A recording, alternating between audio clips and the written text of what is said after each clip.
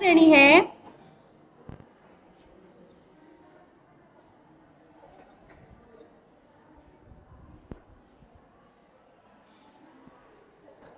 पचास हजार से 999, सॉरी 50,000 से 99,999, ये द्वितीय श्रेणी है।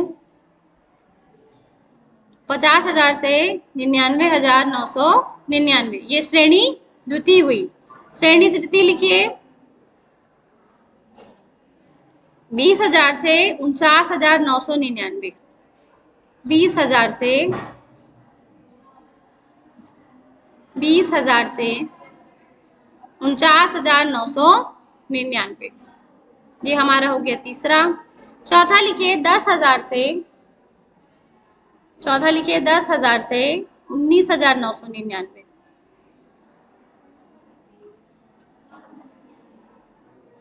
10,000 से 19,999, ठीक। और सबसे लास्ट लिखिए 5,000 से 9,999,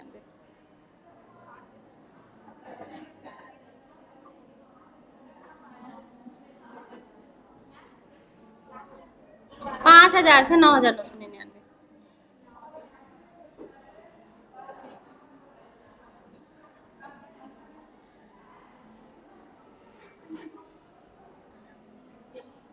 पहला देखो, पहला क्या है, 5,000 से बताओ 9,999, ये नंबर 1 हुआ, ये क्या हुआ, नंबर 1। फिर क्या था, 9,999 से कहाँ तक है,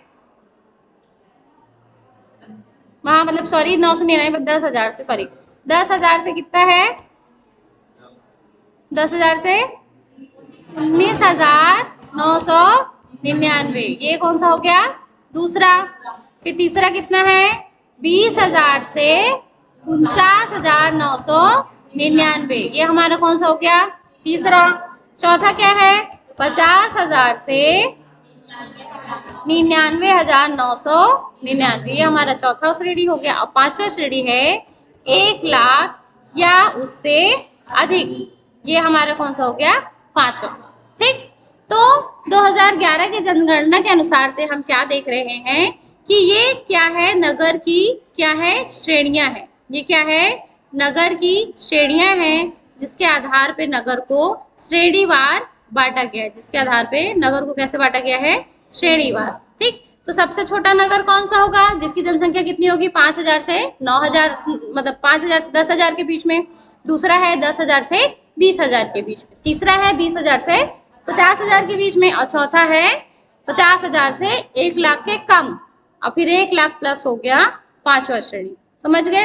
तो भारत देश में कौन सा श्रेणी के सबसे ज्यादा नगर होंगे, लगभग पहले और दूसरे के, क्योंकि 1 लाख और उससे अधिक जनसंख्या वाले नगर कम ही है, ठीक। अब आगे बढ़ते हैं। ये श्रेणी बांटी गई है कहना चाहिए जनगणना के अनुसार से। अब देखो छत्तीसगढ़ में जो जनगणना 1901 से 2011 के बीच में ये अवधि दिया हुआ है और उसका प्रतिशत दिया हुआ है। ये टेबल आप लोग को दिख रही है, अवधि दिया और उसका प्रतिशत दिया है, ठीक। तो 1901 में कितने नगर थे, 16। जनसंख्या का प्रतिशत कितना था, 3। 1911 में कितने नगर हो गए, और अभी प्रतिशत कितना हो गया, 2.44, मतलब घट गया, ठीक। फिर 1921 में 16, फिर कितना हो गया, 3.10% वृद्धि हुआ। अब 1921 में 18 हुए और 3.2। तो हम क्या देख रहे हैं कि स्टार्टिंग में 1901 से लेकर के 1991 तक नगरीकरण बहुत कम हुआ। 3 से लगभग 8% हुआ, बहुत कम नगरीकरण हुआ। 3 से सिर्फ 4% हुआ, ठीक। लेकिन 1991 से औद्योगिकीकरण बढ़ा, लोग शहर में रहने लगे, विभिन्न उद्योगों का स्थापना स्टार्ट हो गया, छत्तीसगढ़ में भी उसका प्रभाव बढ़ा। 1951 से ही पंचवर्षीय योजनाएं और विभिन्न योजनाएं लागू होने लगी भारत देश में, जिसके कारण हम देख रहे हैं कि फिर नगरीकरण बहुत तेजी से बढ़ने लगा। प्रति 10 साल में 8%, 10, 14, 17, 20 और 23% हुआ।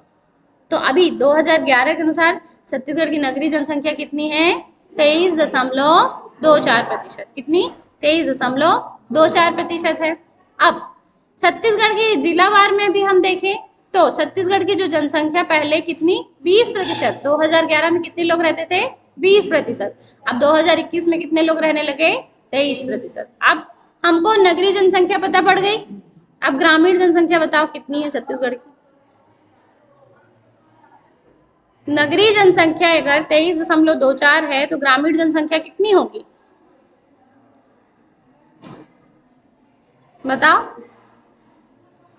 बताओ भाई, नहीं समझ में आ रहा है क्या पूछ रही हूँ? हेलो, आप लोग साथ में है मेरे, है ना, साथ में है ना? चलो अब इसको देख लेते हैं। क्या मैं कह रही हूँ कि नगरीय जनसंख्या कितनी थी 23.24। नगरी है, टोटल जनसंख्या कितनी होगी 100%। 100 में से अगर हम नगरी को घटा दे तो हमको कौन सी जनसंख्या मिलेगी भाई? ग्रामीण मिल जाएगी। चलो घटाओ, 100 माइनस 23.24 घटाओ, चलो चलो जल्दी करो, मैनुअली आप लोग माइनस करिए, चलिए जल्दी करिए। तो हमारी ग्रामीण जनसंख्या लगभग कितनी होगी 76%, और 23% क्या हुई शहरी जनसंख्या हुई। ठीक, अब ये जिलावार हम जब देखेंगे तो जिलेवार सबका जनसंख्या अलग रहेगा। जैसे जिले में, जिन जिलों में शहरों की जनसंख्या अधिक रहेगी वहां पे नगरीय जनसंख्या अधिक होगी, और जिन जो कहना चाहिए जिले जहाँ पे गांव ज्यादा है वहां पे ग्रामीण जनसंख्या रहेगी। तो आप लोग होमवर्क लिखिए, छत्तीसगढ़ के नगरीय जनसंख्या का जिलावार मैप बनाना है आप लोग को। छत्तीसगढ़ के नगरीय जनसंख्या का जिलावार आप लोगों को मैप बनाना है, बुक में नहीं दिया है।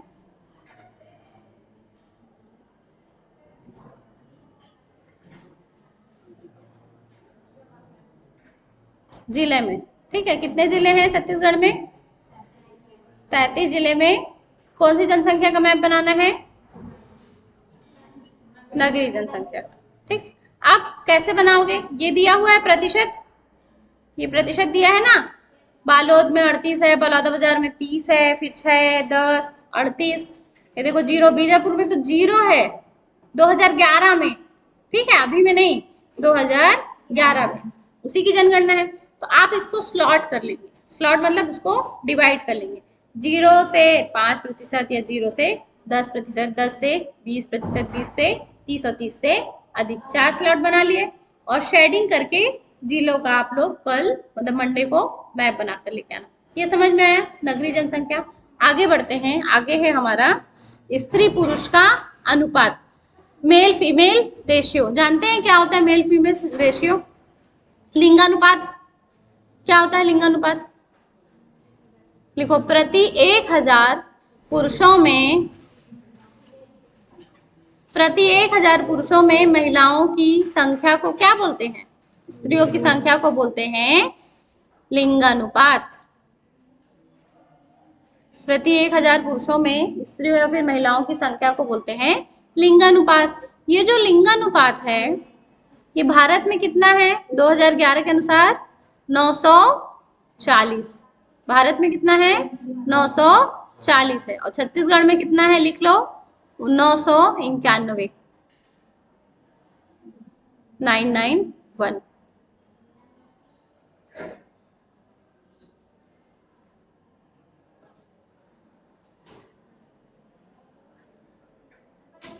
फिर से बोलूं, प्रति 1000 पुरुषों में, भारत देश में हर जगह अलग अलग है, किसी देश में महिलाओं में भी पुरुषों की संख्या मतलब चुनी जाती है, पर भारत में क्या है प्रति 1000 पुरुषों में महिलाओं की संख्या को हम लिंगानुपात कहते हैं।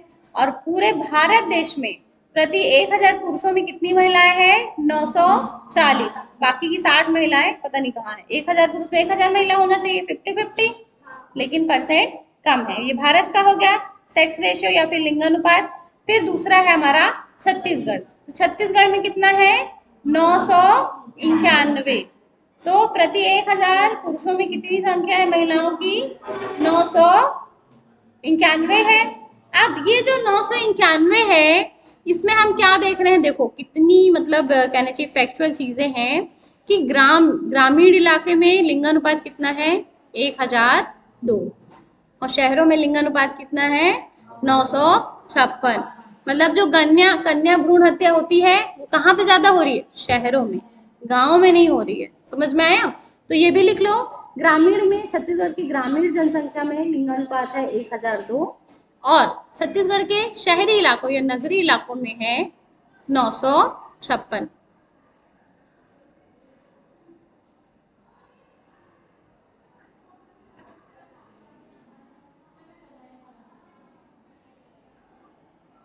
ग्रामीण में है 1002 और शहर में है या नगर में है 956। तो ये हो गया लिंगानुपात। अब लिंगानुपात का भी हम डिवीजन देख सकते हैं, किस आधार पर, जिले के आधार पर। प्रति जिले में जितनी जनसंख्या है उसमें पुरुष कितने हैं, महिलाएं कितनी, उसके आधार पर उसका लिंगानुपात तय किया गया है। तो हम इसमें देखते हैं कि देखो कौन से जिले में, तो देख लो कौन से जिले में सबसे ज्यादा है, 1023 है बालोद में 1023, फिर 1032 कहाँ पे है, बस्तर में है, 1033 कहाँ पे है, दंतेवाड़ा में है, दंतेवाड़ा से ज्यादा कहीं पे है क्या, कोंडागांव में भी 1033 है। तो कोंडागांव और दंतेवाड़ा में ये दो जिले हैं जहाँ पे लिंगानुपात अधिक है, कितना है 1033। अब सबसे कम कहाँ पे है, देखो सबसे कम लिंगानुपात कौन से जिले में है, बताओ देख के। सबसे कम जैसे कि ये 973, 982, 73, 82, 71, कोरबा 71, कोरबा में सबसे कम दिख रहा है। हाँ एक मिनट, कोरिया में 71 है, कोरबा में भी 71 है, सबसे कम इसमें दिख रहा है। तो इस 2011 के अनुसार कोरबा और कोरिया में कितना है 971 है। तो यहाँ पे लिंगानुपात सबसे कम है और सबसे अधिक कहाँ पे है, बस्तर और दंतेवाड़ा में। ये हो गया लिंगानुपात। अब हम आते हैं अनुसूचित जनजातियां। अनुसूचित जनजातियां जानते हैं आप लोग, क्या होती है अनुसूचित जनजातियां?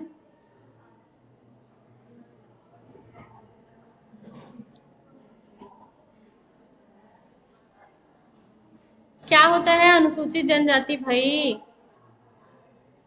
कि भारतीय संविधान के अनुच्छेद कौन से 366-25 के अनुसार ऐसी जनजातियां या जनजाति समुदाय या ऐसे जनजातियों या जनजातीय समुदाय कुछ हिस्सों या समूह के रूप में की जाती है जिन्हें इनके द्वारा ऑनरेबल राष्ट्रपति के द्वारा अनुच्छेद 342 के तहत अनुसूची में अनुसूचित जनजाति माना गया है।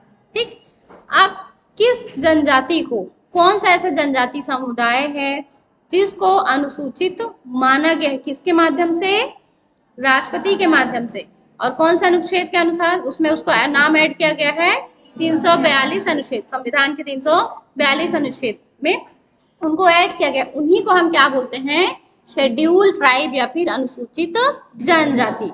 अब जो राष्ट्रपति महोदय हैं या महोदया हैं वो किसी समुदाय में रहने वाले लोगों को अनुसूचित जनजाति तब मानेगी, उसके पीछे भी क्यों है, क्या मतलब कारण है, या बहुत वो क्या होंगे, पिछड़ेपन वाले होंगे, विशिष्ट संस्कृति होगी और भौगोलिक अलगाव जैसी विशेषता वाले समुदायों को ही शामिल किया जाता है और इनको क्या मिलता है, विशेष संरक्षण और सहायता मिलता है। ये समझ में आया?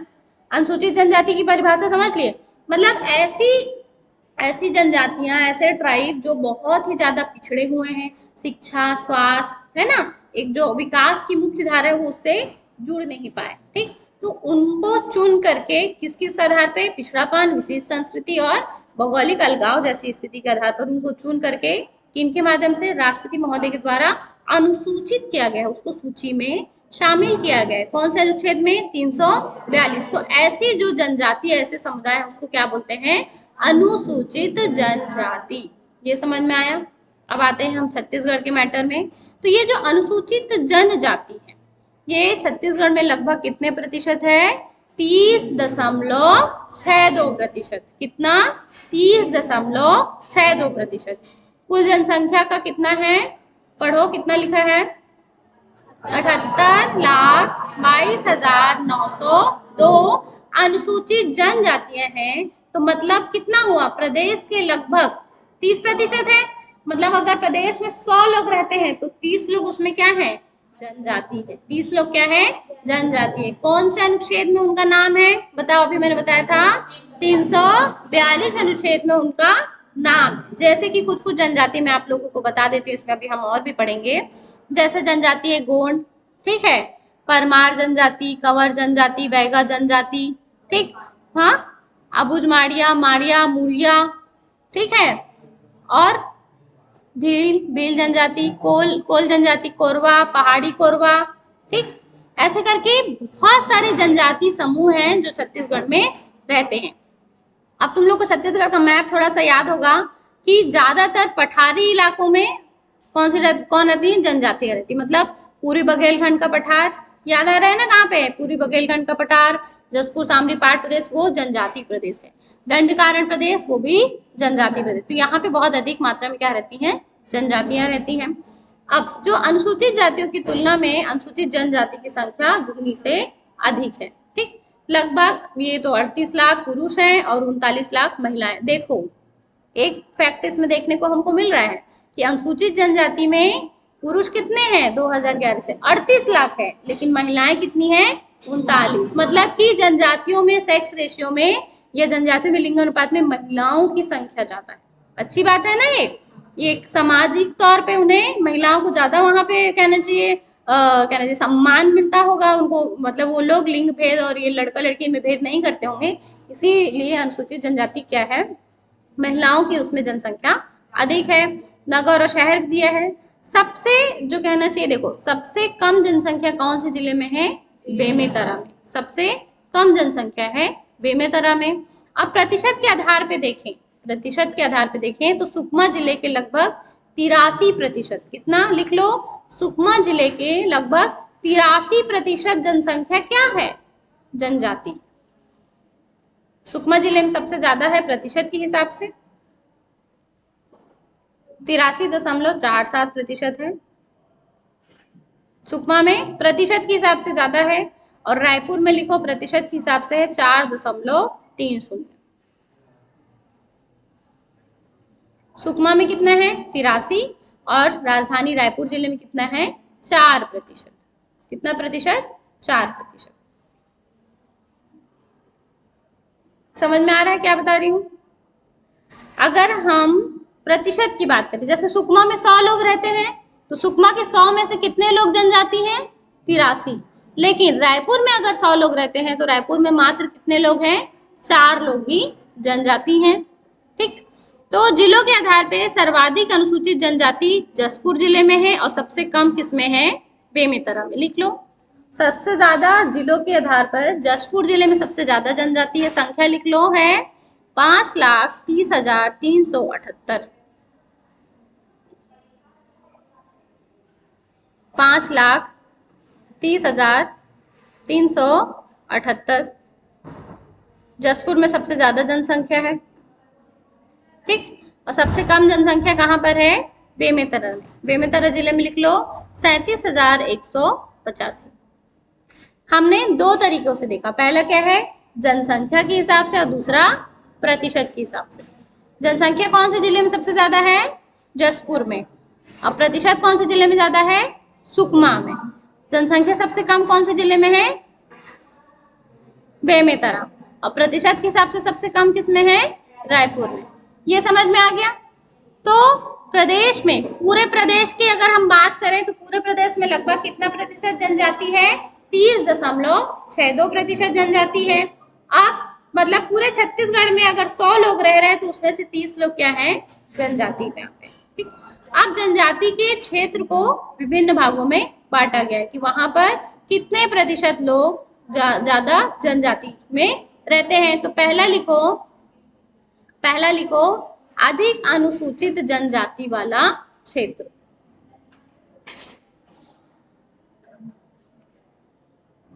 अधिक अनुसूचित जनजाति वाला क्षेत्र,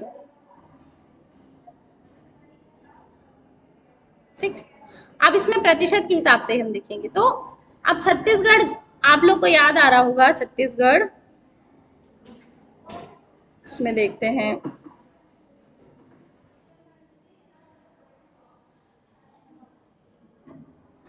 ये छत्तीसगढ़ के भौगोलिक प्रदेश है। कौन कौन से हैं? पहला ये है पूर्वी बघेलखंड का पठार जो छत्तीसगढ़ के पश्चिमी भाग में है, उत्तर पश्चिमी में। फिर है जसपुर सामरी पाट प्रदेश, छत्तीसगढ़ का मैदान और दंडकारण्य का पठार। और ये हो गया मैकल पर्वतीय क्षेत्र। मैंने आप लोग को जब अनुसूचित जनजाति की परिभाषा बताई, जब हमने उनकी बात करी, तो हमने क्या देखा कि वो क्या है? पिछड़ापन है और उनका क्या है? भौगोलिक अलगाव है। मतलब वो जो मुख्य शहर है, मुख्य नगर है, वहां नहीं रहते, वो दूर कहीं पठार या दूर क्षेत्र में, दुर्गम क्षेत्र में रहते हैं। तो जब हम बात करेंगे कि जो अनुसूचित जनजाति है, ठीक है, उसका वितरण कहाँ पर है, कहाँ पे अधिक जनसंख्या मिल रही है अनुसूचित जनजाति की, तो हमको एक चीज दिमाग में ये रखनी है कि जो अनुसूचित जनजाति जनरली पर्वतीय, पठारी और दुर्गम क्षेत्रों वनों में रहती है। रायपुर में तो सिर्फ 4% है ना, मतलब वहां पे तो अनुसूचित जनजाति नहीं रहती। इस आधार पर अब हम देखते हैं वर्गीकरण। तो पहला मैंने आप लोगों को क्या बताया वर्गीकरण में? पहला है अधिक अनुसूचित जनजाति वाले क्षेत्र। तो ऐसे जिले, प्रदेश के ऐसे जिले जहां पे कितना?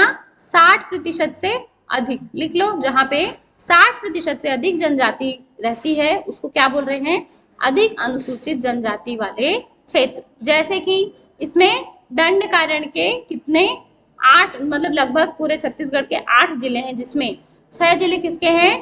दंडकारण्य के हैं। कौन कौन से जिले हैं? देख लीजिए, बस्तर, कोंडागांव, दंतेवाड़ा, नारायणपुर, बीजापुर और सुकमा।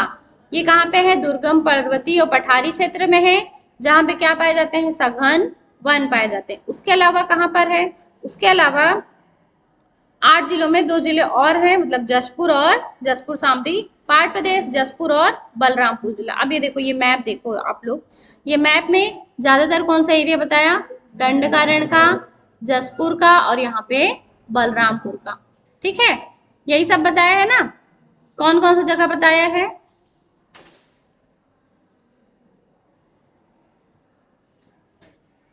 ये दंडकारण्य का क्षेत्र, ठीक है, जहाँ पे दंडकारण्य के 6 जिले कौन कौन से? बस्तर, दंतेवाड़ा, सुकमा, बीजापुर, कोंडागांव, ये हो गया। और यहाँ का कौन सा जिला? जसपुर, और यहाँ का बलरामपुर जिला। यहाँ पे सबसे ज्यादा क्या है, क्या देखने को मिल रही है? जनजाति। कितना प्रतिशत से अधिक? 60% से अधिक। चलिए दूसरे में आते हैं। दूसरा डिवीजन है, लिखो, मध्यम जनजाति के क्षेत्र। दूसरा है मध्यम जनजाति के क्षेत्र। तो मध्यम जनजाति में 40 से 60% जनसंख्या, मतलब ऐसे जिले जहां के 40 से 60% जनसंख्या क्या है?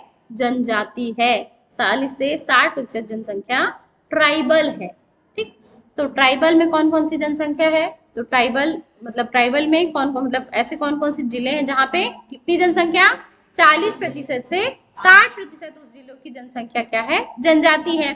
तो लिख लो, उसमें है कोरबा, सूरजपुर, कोरिया, कांकेर और सरगुजा।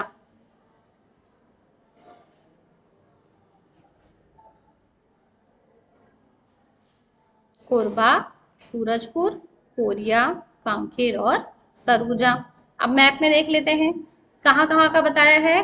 कोरबा, कोरबा यहाँ पे है, ये तो ब्लू में है। फिर इधर साइड का एरिया है कोरिया, सरगुजा, है ना, यहाँ का कांकेर और यहाँ का सूरजपुर। जिलों की आप लोग को स्थिति तो दिमाग में है। ठीक है, मैं ये छत्तीसगढ़ का भौगोलिक संरचना वाला इसलिए बता रही हूँ ताकि आप लोगों को याद रखे कि देखो, सबसे ज्यादा पठारी इलाकों में आया, मध्यम में भी कौन से इलाके में? पठारी या पर्वतीय में है।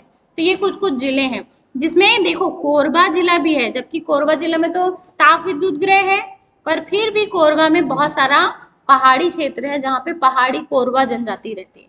ठीक है, तो दूसरा कौन सा हो गया? मध्यम अनुसूचित जनजाति वाला क्षेत्र। तीसरा लिखिए निम्न जनजातियों के क्षेत्र। निम्न जनजातियों के क्षेत्र।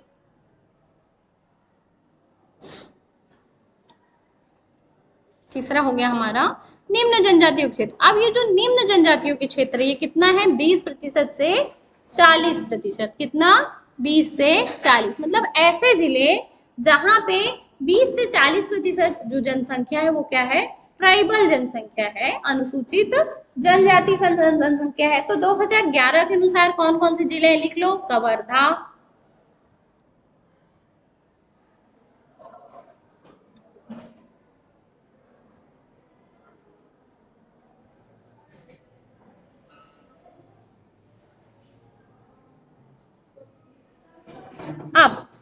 कौन कौन से जिले हो गए?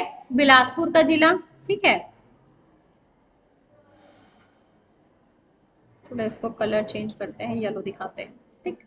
चलो अब कौन कौन सा जिला है अब हम देख लेते हैं। तो इसमें है पहला बिलासपुर का जिला, बिलासपुर यहीं पे है, ये एरिया में, यहाँ पे बिलासपुर है, बिलासपुर इधर साइड है धमतरी, ये राजनांदगांव, महासमुंद, ठीक है, बालोद, इधर का रायगढ़ और गरियाबंद, ये एरिया है, दिख रहा है। अब देखो ये जो येलो मार्क हुआ है ये लगभग कौन सी जगह में आ रहा है? छत्तीसगढ़ के मैदान क्षेत्र में आ रहा है, दिख रहा है ना, छत्तीसगढ़ के मैदान क्षेत्र में आ रहा है। एक तो राजनांदगांव का ये जो एरिया है छत्तीसगढ़ के मैदान क्षेत्र में है, ठीक। तो ये जो येलो से मार्क करने का मैंने प्रयास किया है, ये वो एरिया है जो कहाँ पे आ रहे हैं? मैदानी क्षेत्र में। तो यहाँ पे किस प्रकार की जनसंख्या है? यहाँ पर है निम्न, ठीक है, जो कि कितना है? 20 से 40%। कितना? 20 से 40%। अब चौथा में लिखो, चौथा है आपका अति निम्न, चौथा है अति निम्न जनजातियों के क्षेत्र, अति निम्न जनजातियों के क्षेत्र। अब यहाँ पे ऐसी मतलब ऐसे जिले जहाँ पे 20% या उससे कम जनसंख्या कौन सी है? जनजाति है। तो कौन कौन सी है इसमें? इसके 6 जिले लिख लो। महानदी बेसिन में रायपुर, दुर्ग, जांजगीर चांपा, बलौदाबाजार, मुंगेली।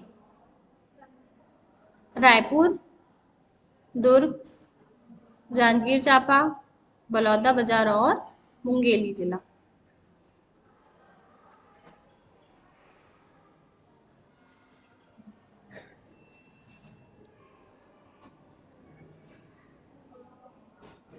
अब यहीं पर ही बेल्ट है किसका? यहाँ पे रायपुर जिला है, इसी के बगल में कौन सा जिला है? दुर्ग।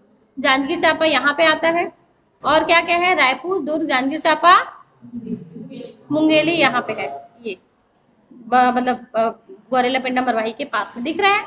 तो ये कुछ कुछ ऐसे जिले हैं जो कि हैं तो छत्तीसगढ़ के मैदान में ही, लेकिन यहाँ पे जनजाति कितनी है? 20 या प्रतिशत या उससे कम जनजाति। कितना?